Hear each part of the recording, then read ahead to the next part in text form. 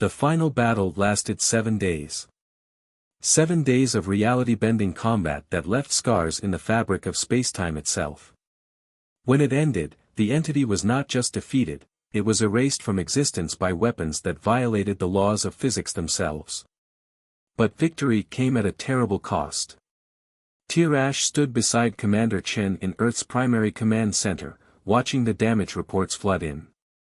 Entire sectors of space had been rendered uninhabitable by quantum distortions. Millions of human warriors had been lost in the fighting, their sacrifice ensuring the entity's destruction. "We knew the price," Chen said quietly, her armor now showing signs of battle damage. "We calculated it 4,000 years ago. The cost of victory versus the cost of letting that thing consume the galaxy." The quantum screens showed the aftermath of humanity's desperate gambit. The entity was gone, torn apart by weapons that treated causality as optional. But the weapons themselves had left their mark on the galaxy. Regions of space where physics no longer functioned normally, where reality itself had been permanently altered. "What happens now?" K'Artal asked, his crystalline form dulled by exhaustion. "Your weapons, the technology you created, has to be contained," Chen finished. "We knew this too. Why do you think we spent so long preparing?" She activated a new set of controls, and across the galaxy, human installations began to shift. The vast network of quantum weaponry that had defeated the entity started to reconfigure itself. "We're not going back to sleep," Chen explained as they watched. "But we're not staying either. Humanity has changed too much. The weapons we created, the technology we developed, it's too dangerous to exist alongside conventional civilization." Understanding dawned on Tirash. "You're leaving?" Chen nodded. "Beyond the galaxy's edge. Our ships can traverse the void now, in ways that weren't possible before. We'll take our weapons, our technology, our changed forms with us. And we'll watch. Guard. Make sure nothing like the entity threatens this galaxy again." The quantum screens showed human forces already beginning their withdrawal. The massive installations that had hidden for millennia were folding themselves into higher dimensions, preparing for a journey beyond normal space. "But you won't be alone," Chen continued. "Some of us will remain. Watchers. Hidden guardians. And we'll leave behind certain technologies, safeguards your civilizations can use if needed. Ways to contact us if something comes that you can't handle." The command center's walls became transparent, revealing Earth below. The planet that had been transformed into humanity's fortress was changing again. The vast manufacturing complexes were shutting down, the orbital rings preparing for a journey beyond known space. "We spent 4,000 years becoming something new," Chen said, her armor shifting one last time to a form that barely resembled anything human. Something that could fight an enemy that consumed reality itself. "But that transformation means we can't go back to being what we were. Our role now is to guard, to watch, to prepare for threats that normal civilization can't face." Tirash felt her wings trembling. "Will we see you again?" "Only if you need to," Chen replied. "We'll be out there, in the spaces between galaxies, watching for things like the entity. And if something comes, something that threatens this galaxy again, we'll be ready. Just like we were this time." The withdrawal took days. Human forces vanished into dimensions that shouldn't exist, taking their reality-bending weapons with them. They left behind carefully chosen technologies and hidden watchers, but the bulk of their civilization, transformed by 4,000 years of preparation, departed for the vast void between galaxies. In the end, Tirash stood at her observation post, watching the last human ships prepare to depart. Their forms shifted between states of matter, their very existence a reminder of how far humanity had gone to protect the galaxy. "Remember," Chen's final transmission echoed across space. "We're still here. Still watching. Still protecting. And if something comes that you can't handle, something that threatens this galaxy, call us. We'll be ready." The human ships vanished, leaving behind a galaxy forever changed by their sacrifice. But Tirash knew they weren't truly gone. They were out there, in the darkness between stars, standing guard against threats that normal civilization couldn't face. An entire species transformed into guardians, waiting in the void for the day they would be needed again. The price of victory had been high, but the alternative had been unthinkable. Humanity had saved the galaxy, and in doing so, had transformed themselves into its eternal protectors. They were out there still, watching, waiting, ready to return if the darkness ever threatened again. The galaxy was safe. And somewhere in the void between stars, humanity stood guard, their impossible weapons ready, their transformed forms a testament to how far they would go to protect what they considered theirs. The age of humanity as a normal civilization was over. The age of humanity as guardians had begun. The battle for the galaxy entered its third day, and reality itself was beginning to fray at the edges. The entity's darkness flowed between the stars like living void, but now that flow was interrupted by growing zones of quantum distortion, areas where human weapons had torn holes in its substance.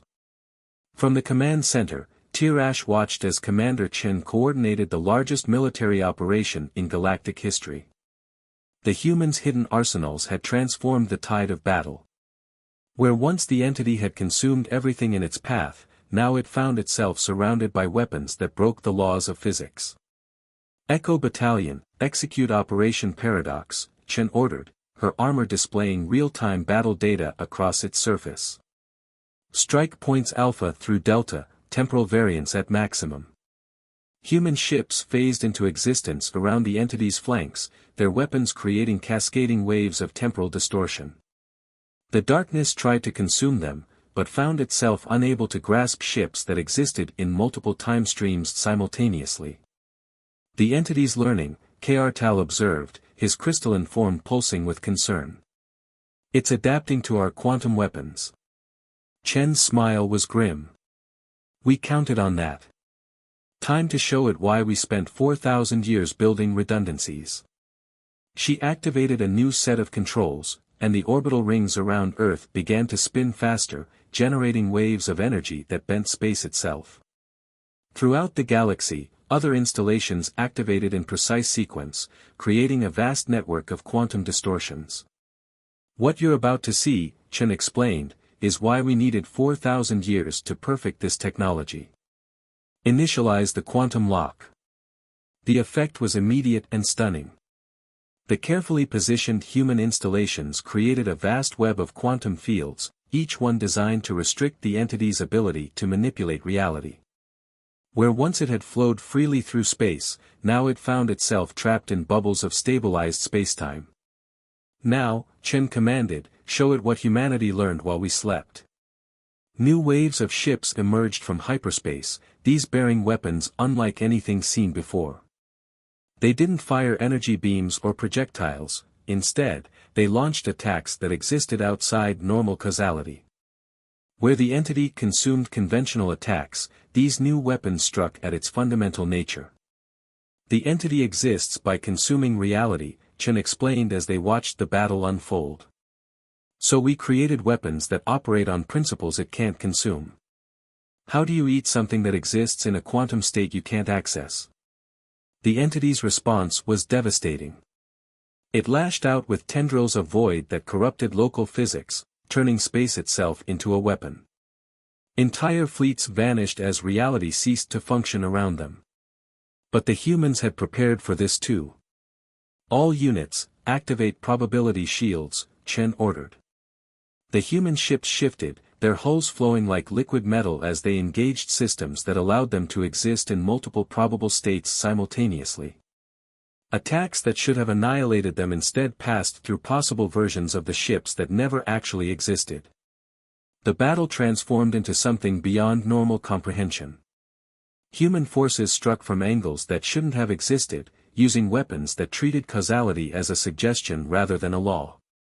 The entity found itself trapped in a web of quantum fields, facing an enemy that had spent 4 millennia learning to fight outside the rules of conventional reality.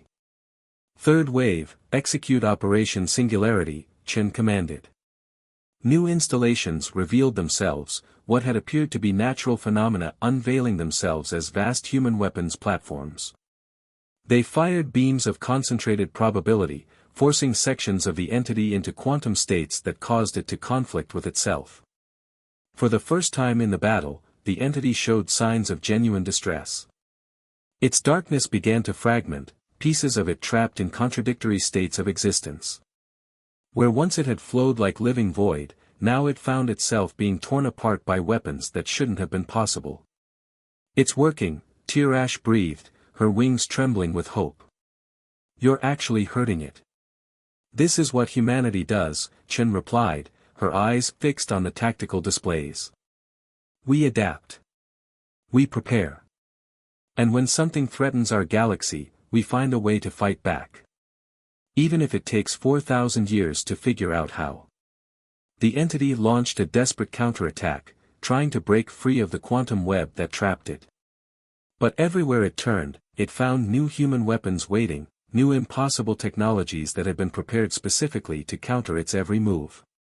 "Final phase," Chen announced, her armor shifting to display new tactical data. "Show it why you don't mess with humanity's galaxy." The battle was far from over, but for the first time in 4 millennia, the entity faced an enemy it couldn't simply consume.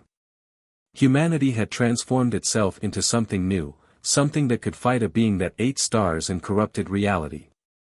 The question was, what price would they pay for victory? The entity struck with devastating speed. Entire star systems vanished into its flowing darkness, reality unraveling at its touch. But this time, humanity was ready. Hidden installations that had masqueraded as dead worlds for millennia suddenly burst into life. Massive structures emerged from gas giants and asteroid fields, revealing themselves as ancient human fortresses. Each fortress released swarms of ships that moved in ways that made Tirash's eyes hurt to watch, leaving trails of quantum distortion in their wake. From her position aboard the command station, she watched alongside Commander Chen as the first wave of human forces engaged the entity. Conventional sensors couldn't track the battle, the physics involved defied normal observation. Instead, they watched through quantum imaging systems that the humans had developed specifically for this war. "All installations are now active," reported a human officer, her armor shifting colors as it processed combat data. "Operation Lazarus is proceeding as planned." Chen nodded, her expression grim. "Begin awakening sequence for the deep sleep battalions." Throughout the galaxy, hidden chambers opened in the cores of dead worlds and abandoned space stations. Millions of stasis pods activated, releasing human warriors who had slept for 4,000 years, waiting for this moment. Each soldier emerged fully trained, their minds updated through neural interfaces that had continued teaching them even as they slept. "Your people planned this meticulously," K'Artal observed, his crystalline form resonating with awe. "Every star system we thought was dead was protecting something," Chen finished. "We seeded the galaxy with sleeping warriors and hidden arsenals. The entity thinks it's hunting the same prey it found 4,000 years ago. It's about to learn otherwise." The battle unfolded across hundreds of light years simultaneously. Human ships phased between dimensions, striking at the entity with weapons that created localized paradoxes in spacetime.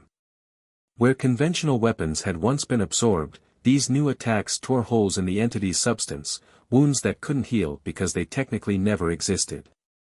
But the entity was far from helpless. It responded with attacks that corrupted reality itself, turning space into weapon. Entire fleets vanished as local physics simply ceased to function. The void between stars became a battlefield where the laws of nature were merely suggestions. "Second wave, execute Operation Timeweave," Chen commanded. New ships emerged from hyperspace, their hulls flowing like liquid metal. "Show them what 4,000 years of preparation looks like." The human vessels moved in impossible ways, existing in multiple time streams simultaneously. They struck at the entity from angles that shouldn't have existed, using weapons that treated causality as optional. Where the entity consumed normal matter and energy, it found itself unable to absorb attacks that violated the very rules of reality. Tirash watched in amazement as more hidden installations activated. What they had thought were natural phenomena, nebulae, quasar jets, even some black holes, revealed themselves as camouflaged human bases. Each one released new waves of ships and weapons, all coordinated in a vast strategy that had been planned for millennia. "This is why you hid," she realized, watching as another human fortress emerged from what had appeared to be a dead moon. "You weren't running away. You were surrounding it." Chen's smile was fierce. "The entity hunts by following conventional space travel and communications. So we went dark. Let it think we had fled or died out. All while we prepared and positioned our forces exactly where they needed to be." A massive explosion of quantum energy lit up the sensors as one of the human weapons struck true, tearing a vast hole in the entity's substance. For the first time, the darkness showed signs of hesitation, its advance faltering as it encountered resistance it couldn't simply consume. "All deep sleep battalions are now active," reported the tactical officer. "The galaxy is awake." The scope of humanity's preparation became clear as reports flooded in from across space. They hadn't just hidden weapons and warriors, they had transformed entire regions of space into vast tactical networks.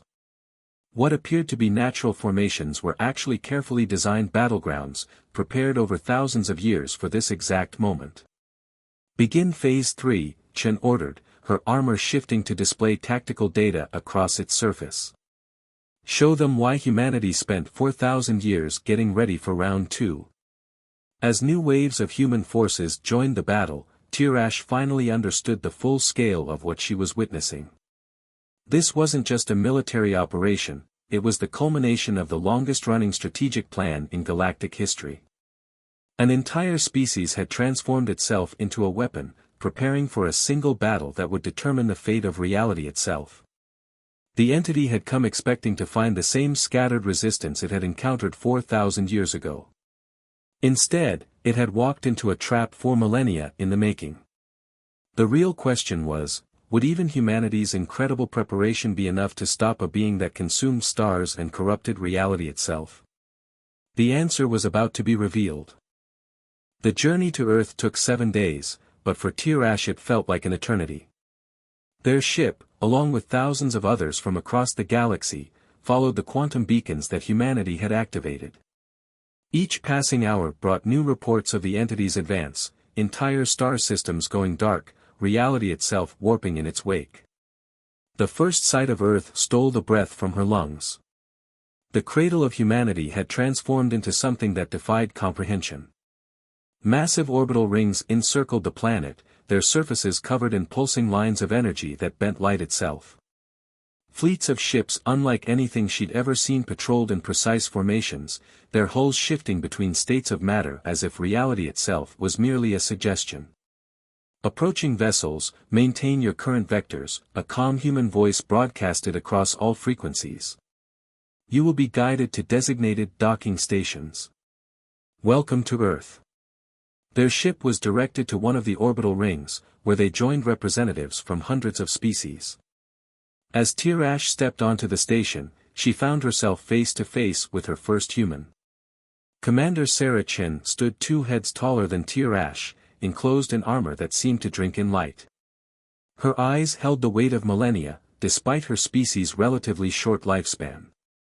"You have questions," the commander stated, not unkindly. "Everyone does. Follow me." She led them through corridors that shifted and reconfigured themselves as they walked, eventually arriving at a vast chamber that overlooked Earth's surface. Below them, continents had been transformed into vast manufacturing complexes and training grounds. 4,000 years ago, we encountered the entity for the first time, Chen began, activating a holographic display that filled the chamber. "It consumed 3 of our colony worlds before we understood what we were fighting. Conventional weapons were useless, it simply absorbed them and grew stronger. We threw everything we had at it, and barely managed to drive it back."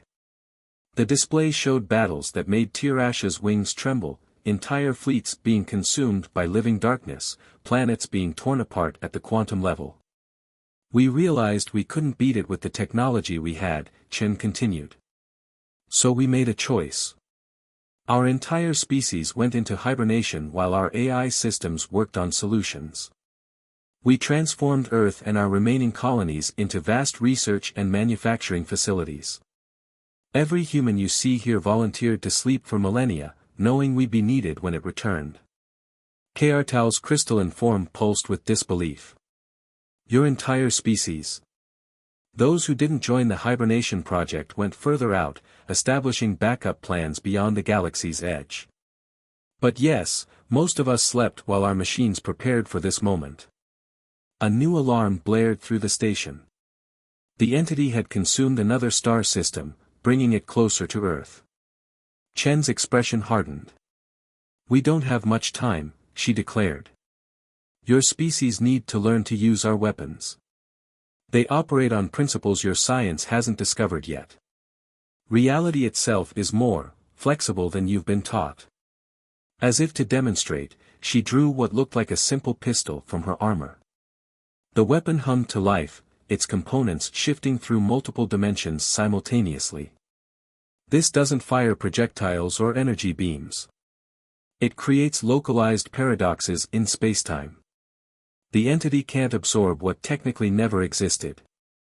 The next hours were a blur of training and preparation. Humans worked alongside aliens, teaching them to use weapons that bent reality, showing them how to fight an enemy that consumed conventional physics. Tirash watched in awe as her people learned to manipulate quantum states with human technology, their wings trailing probability waves as they moved. But it was the scale of human preparation that truly staggered her. Beneath Earth's surface, vast chambers housed millions of sleeping warriors, each in stasis pods that had preserved them for millennia. As needed, they were awakened, already prepared for war thanks to neural interfaces that had trained them while they slept. The entity will reach the outer colonies within 48 hours, Chen announced during a briefing. We've activated all our hidden installations. The fleets are ready. Now we find out if 4,000 years of preparation was enough.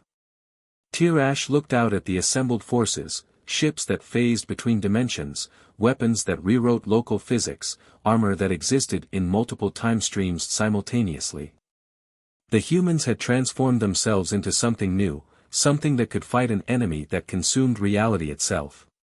Why, she found herself asking Chen. Why go to such lengths? Why not simply flee to another galaxy? The commander's eyes held ancient determination. Because this is our galaxy too. Because running doesn't solve the problem, it just leaves it for someone else to face. And because humanity doesn't like bullies, even ones that eat stars. As if to punctuate her words, another alarm sounded. The entity had arrived at the edge of their sensor range, its vast darkness flowing between the stars like living void. Battle stations, Chen ordered, her armor shifting to full combat configuration. Let's show this thing what humanity has been working on for the last 4,000 years. The war for reality itself was about to begin. The ancient monitoring station Outpost 7 had stood silent for 3,000 cycles, its crystalline surfaces gathering stardust in the void between galaxies. Senior observer Tirash stretched her iridescent wings as she made her final rounds before the shift change.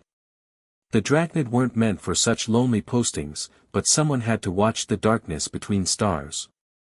The first anomaly appeared as a faint pulse on her quantum scanners, barely distinguishable from background radiation. She might have missed it entirely if she hadn't spent the last 50 cycles studying every minute variation in this sector. But there it was again, a ripple in spacetime itself, originating from a region of space that had been dead for millennia. Central, this is Outpost 7, she transmitted, her voice steady despite her racing hearts. I'm detecting quantum fluctuations from the Forbidden Zone. Requesting verification. The response came instantly, Outpost 7, maintain observation. A verification team is being dispatched. Tirash knew why they were concerned. The Forbidden Zone had once been home to the most terrifying species the galaxy had ever known, humans.